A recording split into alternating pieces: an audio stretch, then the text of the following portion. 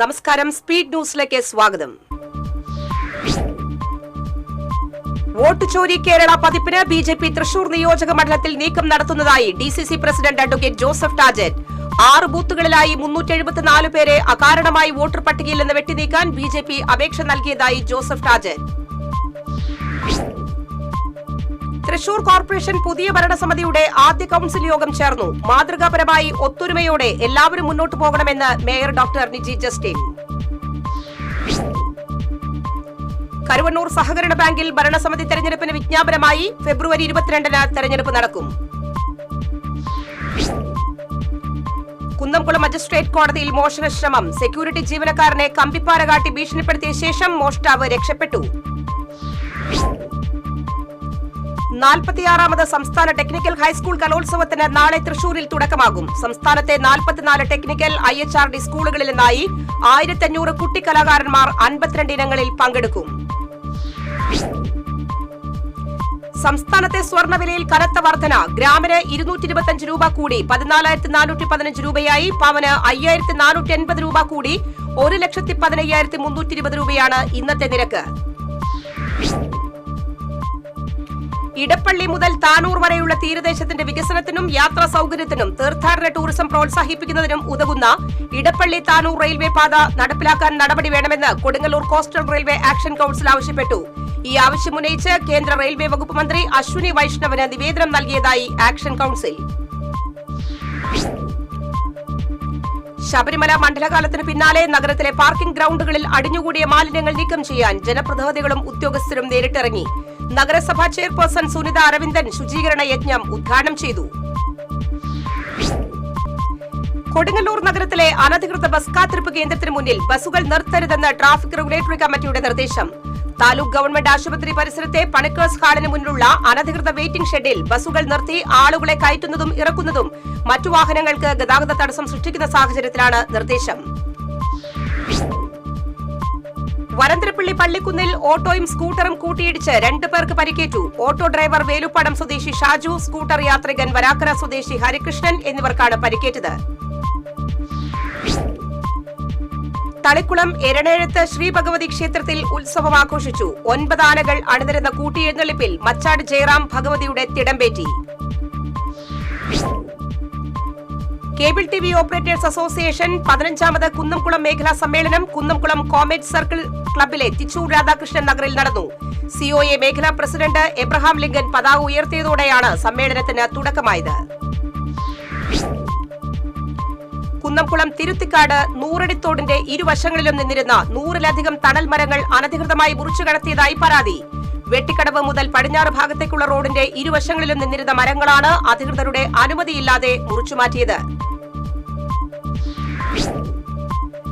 Thrissur dolours ബസലിക്കയിലെ health care സൊസൈറ്റിയും south lions ക്ലബ്ബും ചേർന്ന് ബസലിക്ക ഹാളിൽ സംഘടിപ്പിച്ച സൌജന്യ ശ്രവണ സഹായ ഉപകരണ വിതരണോദ്ഘാടനം അതിരൂപത മെത്രാപ്പോലീത്ത മാർ ആൻഡ്രൂസ് താഴത്ത് നിർവഹിച്ചു. Basilica rector father Thomas Kakkassery അധ്യക്ഷത വഹിച്ചു. ആർട്ടിസ്റ്റ് VS ബാലകൃഷ്ണൻ അനുസ്മരണവും ശിഷ്യന്മാരുടെ ചിത്ര പ്രദർശനവും തൃശൂരിൽ സംഘടിപ്പിക്കും. വെള്ളിയാഴ്ച ലളിതകല അക്കാദമി ആർട്ട് ഗാലറിയിൽ ആരംഭിക്കുന്ന പ്രദർശനം അക്കാദമി ചെയർമാൻ മുരളി ചീരോത്ത് ഉദ്ഘാടനം ചെയ്യും. തൃശൂർ റെയിൽവേ സ്റ്റേഷൻ പാർക്കിംഗ് ഏരിയയിൽ ഇരുചക്ര വാഹനങ്ങൾ കത്തിയ സംഭവത്തിൽ ഉടമകൾക്ക് അടിയന്തര നഷ്ടപരിഹാരം നൽകണമെന്നാവശ്യപ്പെട്ട് 2 വീലർ യൂസേഴ്സ് അസോസിയേഷൻ പ്രതിഷേധത്തിലേക്ക്. ശനിയാഴ്ച റെയിൽവേ സ്റ്റേഷന് മുൻപിൽ നടത്തുന്ന ധർണ corporation deputy mayor A Prasad ഉദ്ഘാടനം ചെയ്യും. കടലിൽ മത്സ്യബന്ധനത്തിന് പോയ തൊഴിലാളിയെ കാണാതായി. ഏങ്ങണ്ടൂർ ഏത്തായി സ്വദേശി 53 വയസ്സുള്ള കരുപ്പയിൽ വിജീഷിനെയാണ് കടലിൽ മത്സ്യബന്ധനത്തിനിടെ കാണാതായത്. ദളിത് ജീവനവും അവരുടെ അതിജീവനവും പ്രമേയമാക്കിയ നവാഗത സംവിധായകൻ ബോബൻ ഗോവിന്ദന്റെ മലവാഴി ദേശീയ അന്തർദേശീയ തലങ്ങളിൽ ശ്രദ്ധ നേടുന്നു. വിവിധ ഫിലിം ഫെസ്റ്റിവലുകളിലായി 20-ലധികം പുരസ്കാരങ്ങളാണ് ചിത്രം ഇതിനോടകം കരസ്ഥമാക്കിയത്. ചാലക്കുടി മഹോത്സവം ഈ മാസം 23 മുതൽ 25 വരെ പടിഞ്ഞാറെ ചാലക്കുടി പിഷാരിക്കൽ ഭഗവതി ക്ഷേത്രാങ്കണത്തിൽ നടത്തും. മഹോത്സവത്തിന്റെ ഔപചാരിക ഉദ്ഘാടനം കൈതപ്രം ദാമോദരൻ നമ്പൂതിരി നിർവഹിക്കും.